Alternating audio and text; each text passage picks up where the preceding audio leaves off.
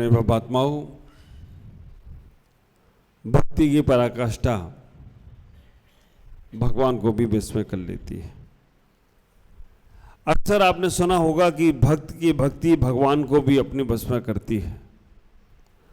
जब भक्ति का जोर चलता है तो भगवान भी अपने रास्ते बदल देते हैं।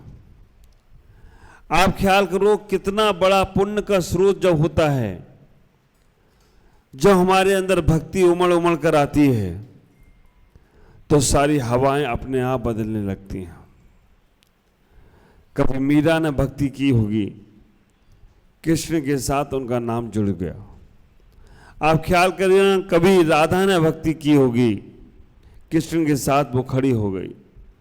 कभी चंदन वाला ने भक्ति की होगी, महावीर तलघर में जाकर उसके पड़घान में पहुंच गई।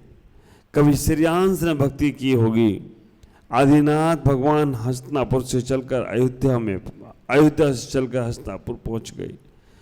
और कभी वो मेढक ने भक्ति की होगी जो राजा सैनिक से पहले समोसन में पहुंच गए। और कभी मिर्जापुर वालों ने भक्ति की होगी कि प्रमुख सागर जी तुम्हारे द्वार पे आ गए।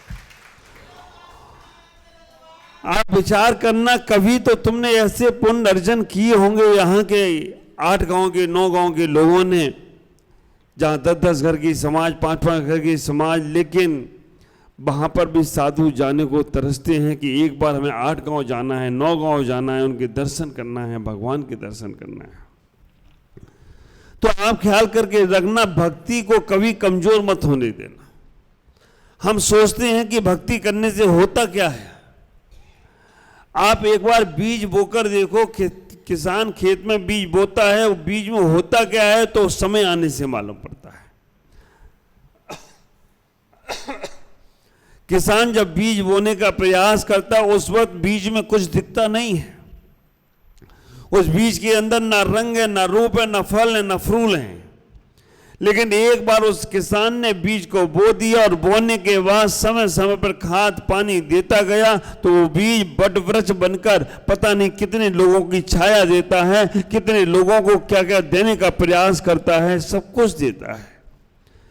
ऐसे ही जब आपकी भक्ति के बीज कभी धर्म की भूमि पर बो जाते हैं, धर्म की भूमि पर जब भक्ति के बीजों को बोने का प्रयास करते हो तो उससे आपका ही नहीं, जितने नगर में लोग रहते हैं सबको अगर कल्याण होता हो, सबका कल्याण हो तो कोई आश्चर्य की बात नहीं है। क्योंकि जब वृक्ष होता है, धूप में कोई आदमी आ रहा हो और वृक्ष के नीचे से निकले तो उसे जो शीतलता मिलती है, अगर वो वृक्ष से नीचे से निकलने का प्रयास करता है तो उसे एक क्षण के लिए छांव मिलती है, उसमें वो सोचता है थोड़ा और रुक जाऊं यहां पर। ऐसा ही होता है। अब आप विचार करके रखना, मिर्जापुर समाज ने और ये पूरे 8 गांव के लोगों ने, अब 8 गांव का 9 गांव है, अभी एक 10वां मालदा और मिल गया है, 10 गांव हो गए हैं। आप विचार करना, ये 10 गांव चाहे पाखुड़ नहीं, क्या था पाखुड़ के पहले, जहां मैं पहले आया था दुलियान से पहले, वो पाखुड़ है, फरक्का लगे, हाँ पाखुड़। जब मैं सबसे पहले इधर 8-9 गांव के लिए निकला था तो पहले पाखुड़ पड़ा, दुलियान पड़ा, उसके बाद ये सारी बेल्ट रह गई थी। और आप विचार करके रखना, आपने यार सोचा कि नहीं सोचा, लेकिन मैं चाहे गुवाहाटी रहा हूं, चाहे मैं दीमापुर रहा हूं, बस भावना ये थी कि जब भी कलकत्ता जाऊंगा तो 9 गांव में सब कुंदरों के दर्शन करते हुए जाना है और दर्शन करके ही जाना है। मैं तब से विचार कर रहा था, लेकिन बीच में ऐसी परीक्षाओं की घड़ी आ गई, हमारी और तुम्हारी दोनों की। तुम चाहकर भी नहीं ला सकते और वो चाहकर भी नहीं आ सकता।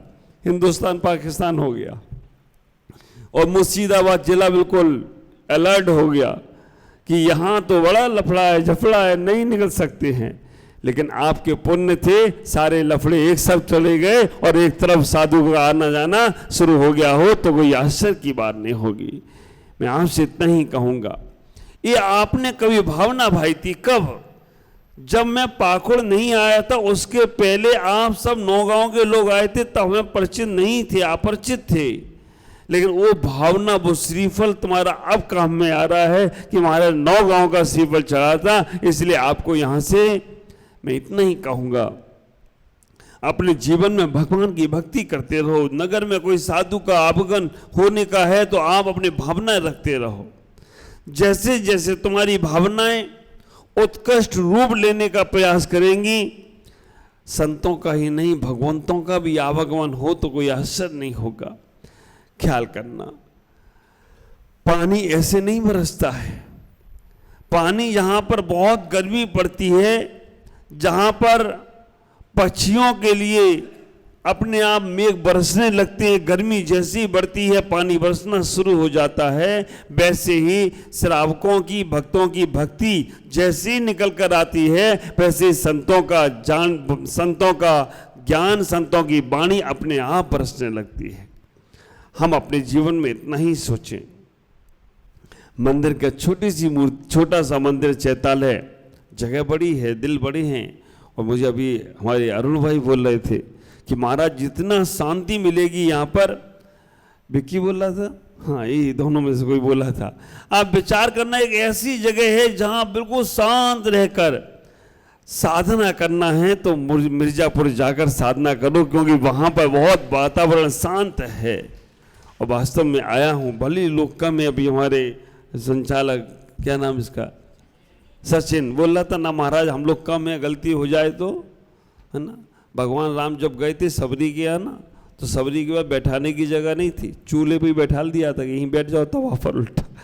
तो आप विचार करके रखना, गलतियां देखने नहीं आया हूं मैं, तुम्हारी भक्ति देखने आया हूं। और तुम्हारी भक्ति है जो मुझे खींच खींच कर लेकर आने का प्रयास कर रहे हैं। और अभी बोलने का कोई मन नहीं था, लेकिन ये मनोज बोला महाराज ये अभी बोल दो, बाद का तो चक्कर झंझट खत्म हो जाएगा।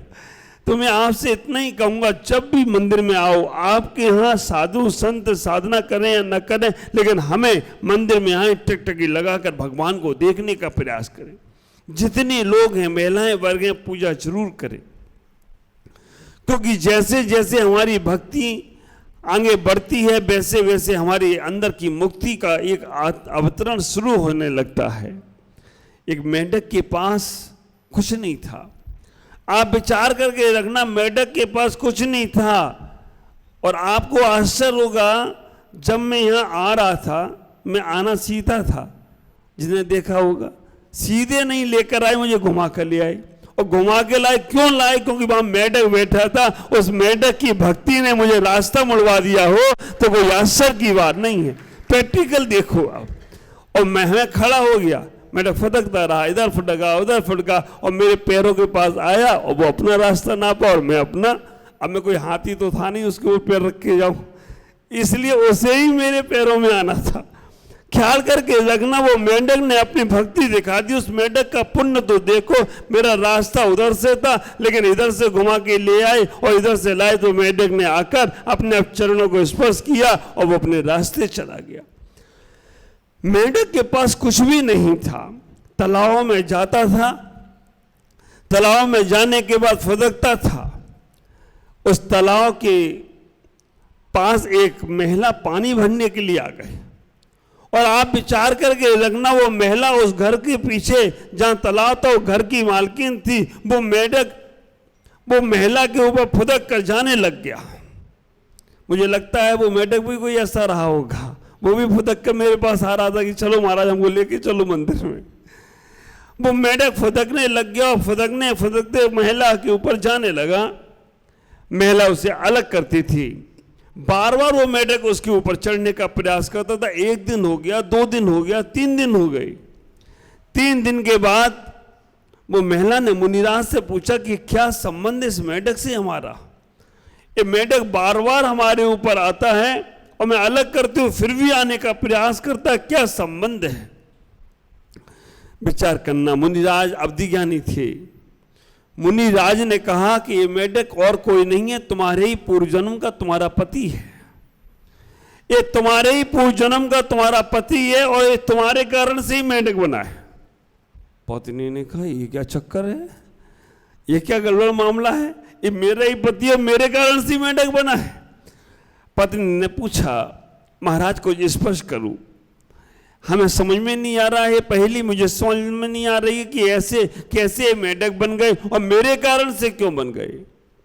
उन्होंने कहा पूर्व भाव में तुम्हारे पति सेठ थे और बहुत बड़ा इनका व्यापार बिजनेस था, लेकिन व्यापार बिजनेस के बाद भी ये धर्म ध्यान के लिए समय निकालते थे, ये रोज समय करते थे, भगवान की पूजा उपासनाओं में समय निकालते थे। दुनियादारी चलती रहती है, लेकिन भगवान के लिए समय निकालना बहुत बड़ा पुण्य है। आदमी पैसा भी निकाल लेता है, आदमी सब कुछ कर लेता है, लेकिन समय की बात आप विचार करके रखना। इन 9 गांव के लोग, 10 गांव के लोग कितने अच्छे हैं। नहीं तो हमने अक्सर देखा कि एक गांव में जाने के बाद दूसरे गांव में वो आते नहीं हैं। लेकिन कहाँ यहाँ धुलियान से देखो मनोज भाई और सुरेंद्र भाई तो सुबह कितना भी हो जाए, आज हम थोड़े आगे निकल आए तो दौड़ के दोनों ने पकड़ा मुझको।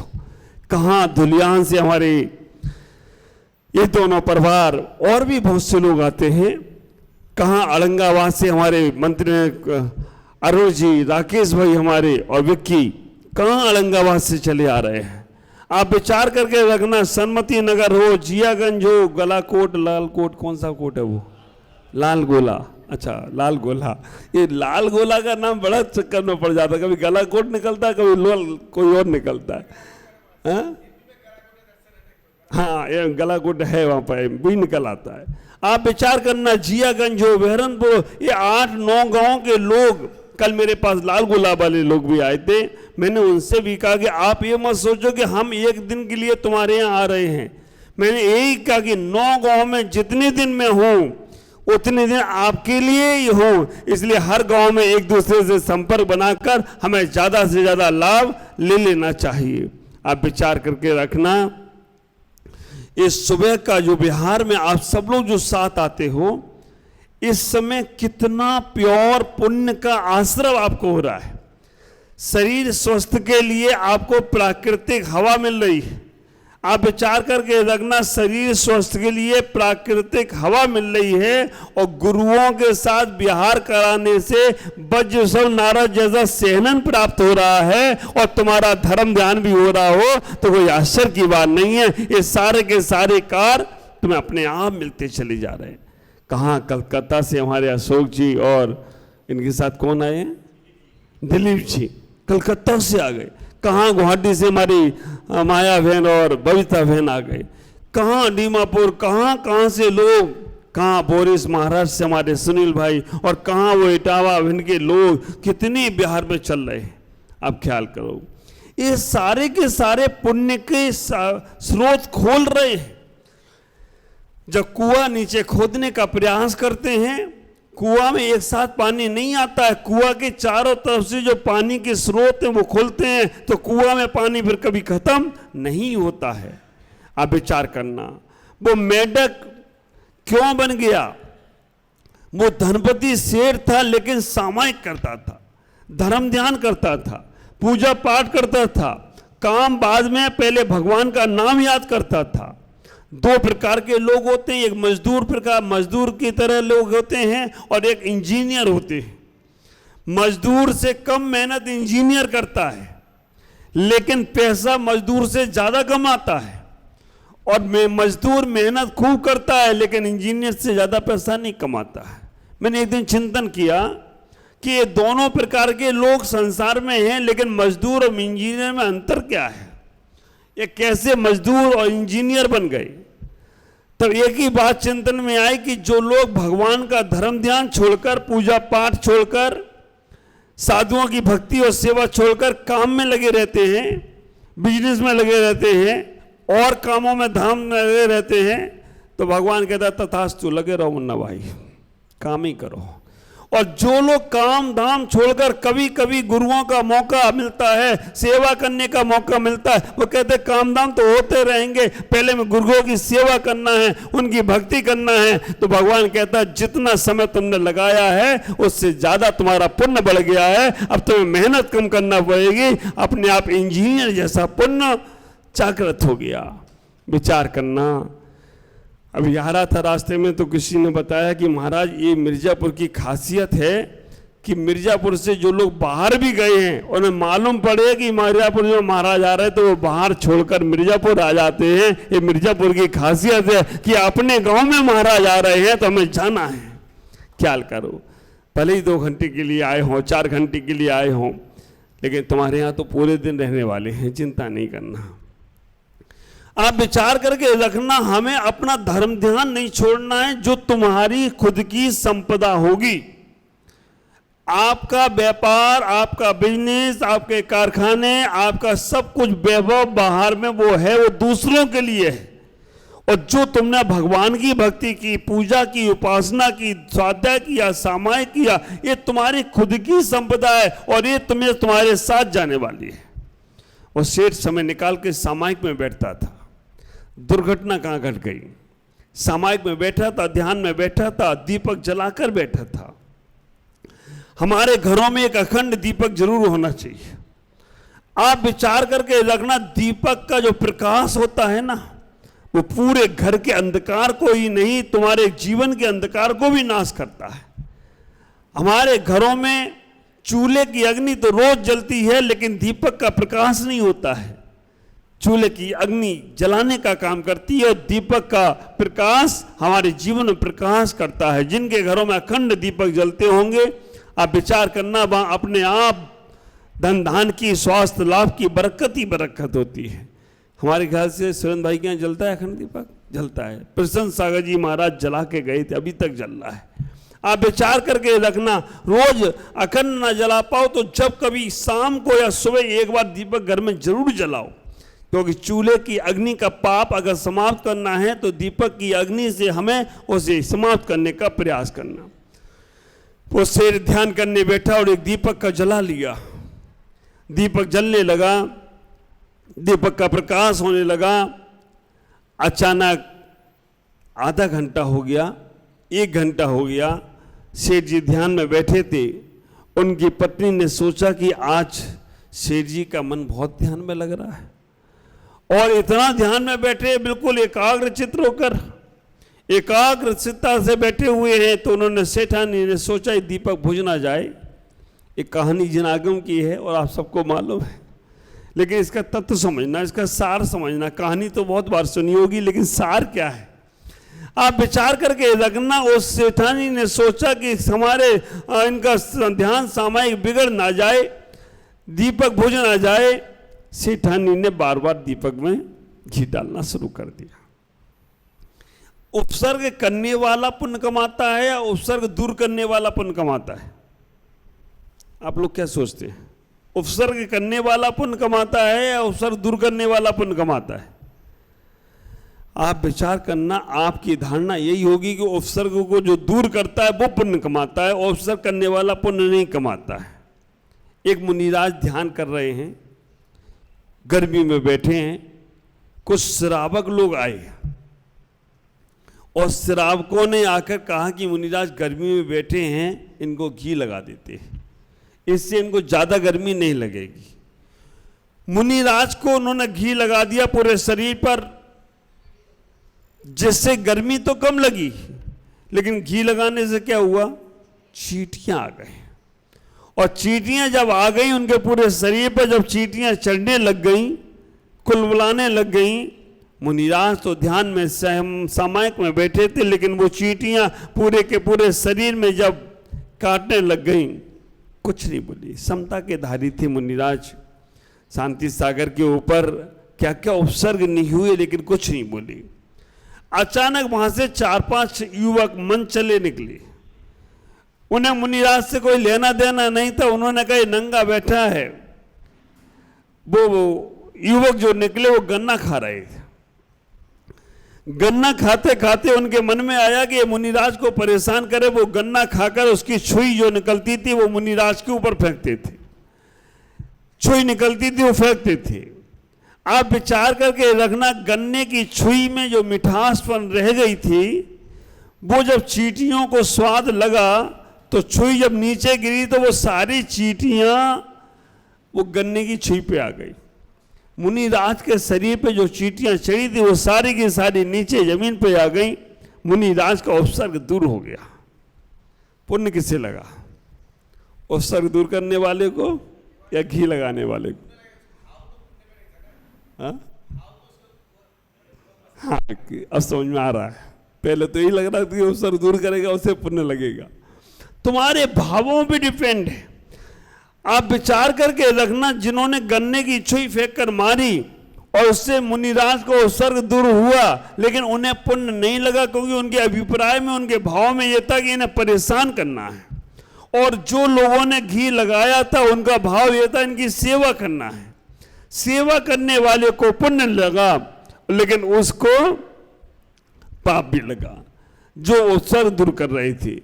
वो सेठानी के मन में ये भाव था कि एक सामायिक में ध्यान में मन इनका लग रहा है, तो सेठानी ने घी और डाला और सेठ जी को बैठे बैठे सुबह हो गई, दोपहर हो गई, शाम हो गई।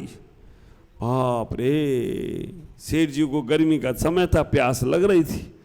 वो कहें ये सेठानी मुझे को उपसर्ग कर रही है या सेठानी हमारी साधना बढ़ा रही है, बार बार मन में विकल्प आता था। आखिरकार सेठ जी का संकल्प था, जब तक दीपक जलेगा तभी तक मैं साधना करूंगा, और दीपक बुझा ही नहीं। ख्याल करो, कई बार ऐसा हो जाता है कि हम मन में कुछ सोच लेते हैं, वो नहीं होता है। मुनिराज आहार पे निकलते हैं, मन में सोच लेते हैं कोई भावना और वो नहीं होती है, तो 2-2, 3-3, 4-4 दिन भी उपवास हो जाते हैं। आखिरकार सेठानी ने घी बढ़ाती गई, मुनिराज के मन में भाव आता गया, सेठ जी के मन में भाव आता गया कि ये दीपक बुझे तो मैं सामायिक से उठूं। और आखिरकार वो प्यास के कारण से उनके प्राण निकल गए। उस वक्त प्यास के कारण से उनके प्राण निकले, वो अपने घर के तालाब में मेंढक बन गए। ख्याल करना, अब इसको 2 तरीके से सोच सकते हो। एक वो तरीका है, लोग कहेंगे देखो सामायिक करने का फल क्या मिला, मेंढक बन गया है। एक तो वो व्यक्ति वो कहेगा सामायिक कर रहे फिर भी वो मेंढक बन गए, और दूसरा ये कहेगा कि सामायिक करने के फल ये मिला कि वो भव्य जीव हो गया, आगे जाकर उसी मेंढक को निर्वाण की प्राप्ति हुई। ख्याल करना, जब वो वहां पर तालाब में मेंढक बन गया, पत्नी को से जाति स्मरण हुआ, पत्नी के पास बार बार गया। पत्नी ने जब मुनिराज से पूछा, मुनिराज ने कहा कि इस प्रकार से मेंढक तुम्हारा ही पति हैं, तो उन्होंने कहा इसका उद्धार कैसे होगा, इसका कल्याण कैसे होगा। ख्याल करना, जनागम में ऐसा कहते हैं कि वो पत्नी ने इतना ही कहा कि इस मेंढक का उद्धार होगा भगवान महावीर स्वामी के समोसल में जाकर। और समोसल में जाएगा कैसे? जाएगा अपने आप, तुम्हें लेके नहीं जाना है, बस इसे संबोधन कर दो, इसे संबोधन कर दो। मेंढक समूर्छन जीव है, गर्भज नहीं है, अंडज नहीं है, अपने आप मेंढक उत्पन्न होते हैं। कभी मेंढकों का गर्भ से जन्म नहीं होता है।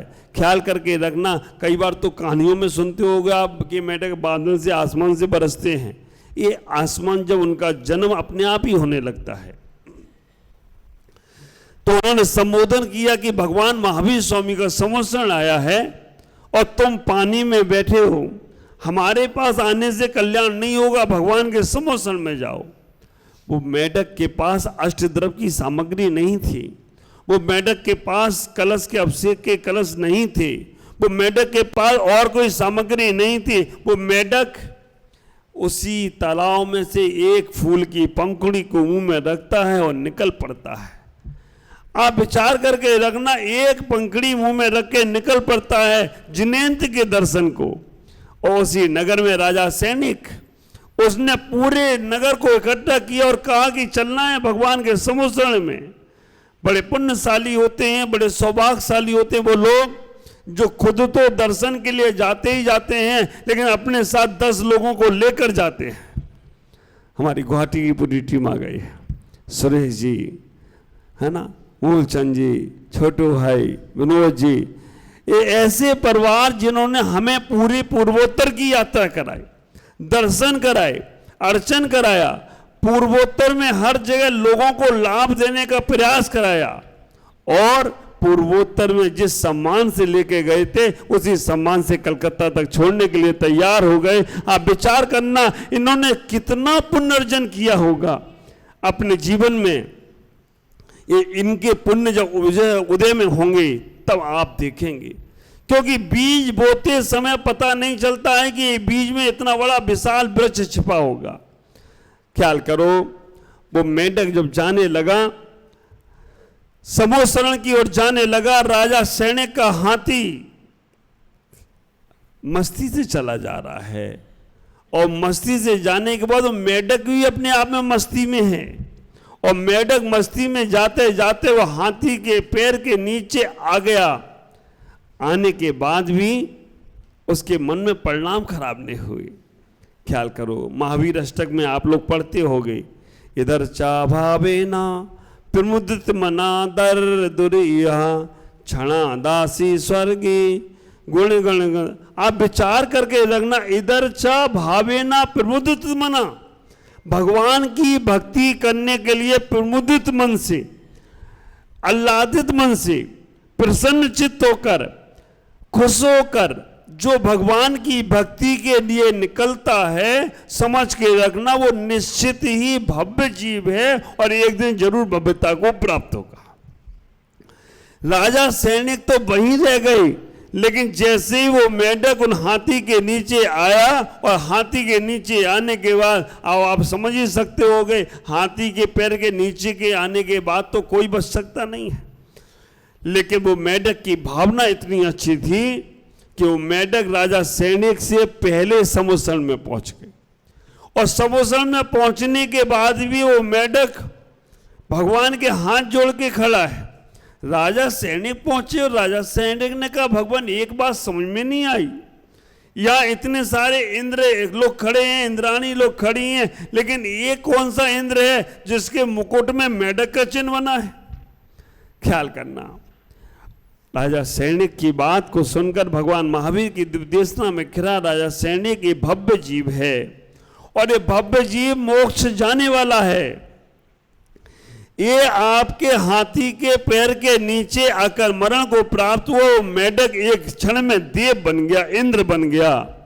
ख्याल करना, आप घर से जब निकलते हो ना, जब घर से भगवान के लिए निकलते हो, तो हमारे आचार्यों ने कहा है, नीतिकारों ने कहा है, जब चिंतो तब शेष फल, लक्का फल गमणेण, कोटा कोटि अनंत फल, जब जिनवर डिठे। जैसी तुम्हारे मन में भगवान के दर्शन का चिंतन का भाव आता है, आपके मन में जिनेंद्र भगवान के दर्शन का भाव आता है, चिंतन का भाव आता है, जब चिंतो तब सहस्त्र फल, सहस्त्र मतलब 1000 उपवास का फल प्राप्त होगा आपको। जैसे ही आपके मन में भगवान के दर्शन का, गुरुओं के दर्शन का भाव आता है, 1000 उपवास का फल आपको प्राप्त हुआ। लक्का फल गमणेण, और जैसे तुम उनके दर्शन के लिए चल दिए, लाख उपवास का फल प्राप्त होता है। कोटा कोटि अनंत फल, जब जिनवर डिठे, करोड़ों करोड़ों उपवास का फल, जैसे ही जिनेंद्र भगवान दिखते हैं तुम्हें करोड़ों करोड़ों उपवास का फल प्राप्त होता है। आपको लगता होगा महाराज ये बातें तो ग्रंथों में ही अच्छी लगती है। आप ख्याल करके रखना, आपको लगता होगा ये बातें ग्रंथों में ही अच्छी लगती हैं। मैं आपसे पूछता हूं, आपका बेटा बाहर विदेश पढ़ने गया है ना, आप विचार करके रखना, आपका बेटा बाहर विदेश पढ़ने गया और उसका आपको मन में स्मरण आ जाए कि मेरा बेटा वहां पर कैसे पढ़ रहा होगा, क्या कर रहा होगा, थोड़ी खुशी तो लगती है। बेटे का फोन आ जाए, हफ्ते में एक दिन ही बात कर सकते हैं, 15 दिन में एक बार ही बात कर सकते हैं। इंतजार रहता है कि 15वां दिन कब आएगा, एक हफ्ता कब आएगा। हफ्ते में एक दिन बाद, उस दिन बात करने में कितनी खुशी होती है। और खबर मालूम पड़ जाए कि वो बेटा आ रहा है, 5 साल की पूरी पढ़ाई करके, 3 साल की पढ़ाई करके आ रहा है, तो सारे काम छोड़कर उस बेटे का इंतजार करते हो। तो जब सामान से तुम्हारा बेटा, सामान से तुम्हारी बेटी, अगर तुम्हें सूचना मिलती है तो तुम्हें खुशी होती है। तो जब 3 लोग के नाथ आ रहे हो या संत आ रहे हो तो कितनी खुशी होती होगी, ये आप विचार करके रखना। ये भव्य जीव का ही लक्षण होगा। जब चिंतो तब शेष फल, लक्का फल कमलेर और कोटा कोटि अनंत फल जब जिनवर। तो मेंढक को प्रबुद्धित मन होकर गया। आप विचार करना, घर से जब निकलो भगवान के लिए तो ये सोचकर निकलना कि मैं जेल से निकल रहा हूं। जेल में और तुम्हारे घर में कोई अंतर नहीं। क्या अंतर है? जेल में भी दरवाजे होते हैं और घर में भी दरवाजे होते हैं। जेल में दरवाजे में कुंडी लगाने वाला दूसरा है और घर में कुंडी लगाने वाला खुद ही हो। जेल में कुंडी बाहर से लगाई जाती है और घर में है तो जेल, चार दीवारी की जेल है। आप विचार करके लगना, वो जेल में और तुम्हारे घर में कोई अंतर नहीं है। मोह की बेड़ियों से बंधे हुए हो लोग तुम। तो हमें मोह की बेड़ियों से निकलना है। हमें इतना ही विचार करके रखना है कि हमें उस जेल से, घर से निकलो तो ये सोच के निकलना कि जेल से निकल रहा हूं। मंदिर में आ गए तो सोचना कि हमें सब कुछ मिल गया, पूरा पावर यहीं से मिलने वाला है। हमारी भ्रांतियां हैं, हमारा ये मन में भ्रम बैठा है कि हम व्यापार करेंगे, काम करेंगे, लोगों से मिलेंगे, लोगों से बात करेंगे या कुछ करेंगे तो हमें कुछ मिलेगा। सब भ्रांतियां हैं। क्योंकि जब तक इनकी कृपा नहीं बरसेगी, जब तक संतों की, भगवंतों की कृपा नहीं बरसेगी, तब तक तुम्हारे जीवन में उठाव आता नहीं है। वो हमें जो आ रहा है ना, हमारी दशा मालूम कैसी हो गई। एक युवक भगवान के दर्शन करने जाता था। भगवान ने कहा मैं तुम्हारे साथ हूं, हमेशा तुम्हारे पास रहूंगा। एक दिन उसके पास संकट आया, तकलीफ आई। वो उसने भगवान से कहा कि आप मेरे साथ हो तो मुझे महसूस कैसे हो कि आप मेरे साथ हो। तो भगवान ने कहा ठीक है, तुम चलोगे तो तुम्हारे साथ मैं भी चलूंगा। मेरे भी दो चरण दिखेंगे, तुम्हारे भी दो चरण दिखेंगे, चार पैर तुम्हें ही दिखेंगे। हाँ, आदमी को तो दो ही दिखेंगे तुम्हारे, लेकिन तुम्हें हमारे भी दिखेंगे। ठीक है। जब वो चलता था तो देखता था कि हाँ बगल में दो चरण और चल रहे, किसी को नहीं दिखता था, उसी दिखता था। आखिरकार एक बार संकट आया, बड़ी तकलीफ आई, उसे बहुत कष्ट आया। उसने कहा भगवान बचाओ मुझे संकट से, क्योंकि उससे मालूम था कि दो कदम हमारे, दो कदम भगवान के दिखते हैं। अब वो जब संकट आया तो उसे दो ही कदम दिख रहे थे, दो ही पैर दिख रहे थे और दो दिख ही नहीं रहे थे।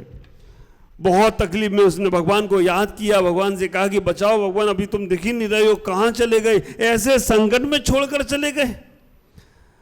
आखिरकार जब वो संकट दूर हो गया, भगवान के चरण दिखने लग गए, दो की जगह चार दिखने लगे। उन्होंने गए मैं तुमसे बात ही नहीं करूंगा।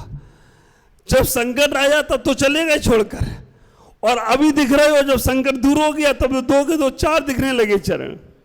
भगवान ने कहा नादान इंसान, जो संकट के समय दो चरण दिख रहे थे वो मेरे थे, तेरे को तो मैंने गोदी में उठा के रखा था कि कितना भी संकट आ जाए तेरे को तकलीफ नहीं आने दूंगा। तेरे चरण नहीं, वो चरण मेरे थे। लेकिन तेरी भ्रांति ये है कि तूने सोच रखा था वो मेरे ही चरण थे। आप सोचते हो कि मैं ठीक हो गया, मैं ऐसा हो गया। नहीं, तुम्हारे पुण्य के चरण तुम्हारे साथ चलते हैं, तुम्हारे पुण्य के स्रोत तुम्हारे साथ चलते हैं, तो बड़े बड़े संकट स्वतः कट जाते हैं।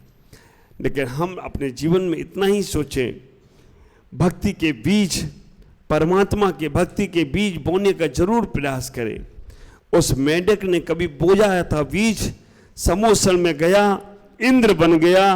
बनने के बाद राजा सैनिक भी उस इंद्र को प्रणाम कर रहा है। और इंद्र बनने के बाद भगवान की इतनी भक्ति की कि बाद में मनुष्य पर्याय पाकर मुनि बनकर वो निर्वाण को चले गए हो, तो कोई आश्चर्य की बात नहीं है। तो आपकी भक्ति कभी व्यर्थ जाने वाली नहीं है। नौगांव वालों लोग, तुम्हारे भक्ति के स्रोत, भक्ति के पुण्य बहुत हैं। 9-10 किलोमीटर अंदर आना और अंदर आकर भगवान के दर्शन कर फिर वापस चले जाना, ख्याल करके रखना। बहुत से लोग तो ऐसे होते कि बगल में मंदिर हो तो जाने को तैयार नहीं होते।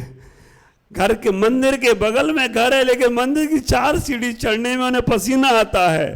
लेकिन तुम्हारी भक्ति ने हमें ये सौभाग्य दे दिया कि मिर्जापुर के भगवान के दर्शन हमें कराने का प्रयास कर दिया। और ये भक्ति का बीज तुमने कब बोया होगा? जब हमारे यहाँ साधक आए थे, छुल्लक जी और छुल्लिकाएं माता जी आई थी, धुलियान से पहुंचाया था मैंने, उस वक्त इनका तुमने बहुत स्वागत सम्मान किया, आदर किया, सब कुछ किया। तो इन्होंने जब बताया तो मैंने कहा मैं भी जरूर जाऊंगा। आज इतना ही कहूंगा कि आपके जीवन में ऐसे पुण्य बढ़ते रहें, क्योंकि बहुत मुश्किल होता है साधुओं का आवागमन। अभी तो हमारे कुछ ऐसे भक्त हैं, ऐसे सेवा वाले लोग हैं। ये हमारी जो टीम गुवाहाटी की बैठी है, ख्याल करो दीमापुर वालों ने रंगिया तक पहुंचाया और रंगिया से ये पूरी टीम हमें कलकत्ता तक पहुंचा रही है। इन लोगों की वजह से हम लोगों का, संतों का विचरण होने लगा है, नहीं तो हम कहाँ, हम जहाँ वहीं मस्त रह जाते। क्योंकि साधु संतों का व्यवहार कराना, साधु संतों के साथ चलना आसान नहीं है।